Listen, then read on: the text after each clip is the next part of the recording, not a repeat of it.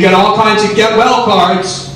You know, if you have every other physical illness, you have this illness, you know, no one, you know, you don't hear from anybody. So that is the common struggle. I wrote this book called The Common Struggle. The common struggle is that we're silent about these issues. We can't breathe a word about these issues. You know, I haven't spoken to my brother in the 8 months since I wrote the book. Because, and he's the only surviving sibling I have. Because it's perceived by him that I betrayed the family code of silence. And, by the way, it's not like either one of my parents were anonymous.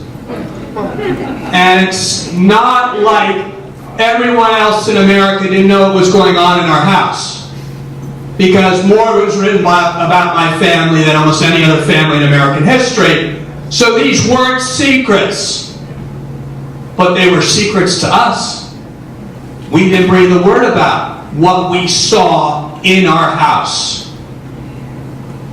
The rest of the world was entitled to know, but we weren't allowed to talk about it. I used to go to psychiatrists, and I wouldn't even breathe a word to psychiatrists. I was worried they might sell their story. Guess what? It's not unique to the Kennedys. Every single family wants to not say a word about something that's going on in their family because that's the way we're taught to deal with these issues. Stigma? Okay, whatever you think of stigma, fine. We'll be waiting another 10 years before we convince everybody this is a real illness. I can't wait that long. We can't wait that long. And yet, in this country today, reimbursement does not kick in until you are at stage 4 addiction. Does not kick in.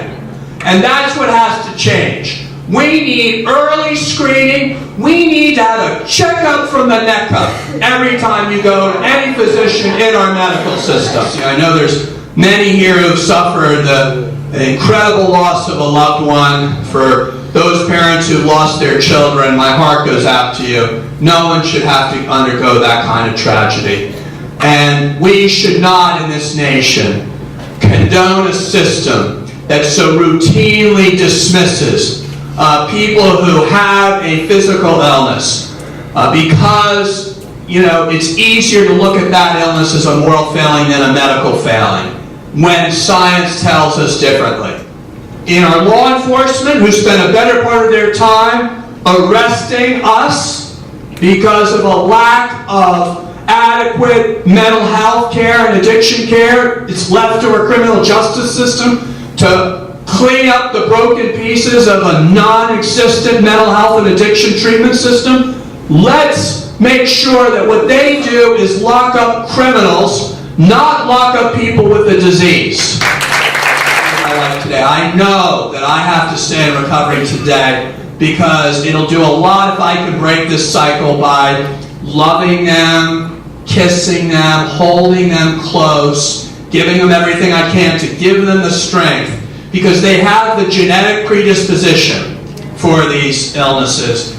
And the best thing I can do is try to provide the best environment where I mitigate that genetic predisposition. And if, God forbid, they ever get this illness, I want a new system to take care of them that's different from the one that happened to take care of their father. Thank you very much.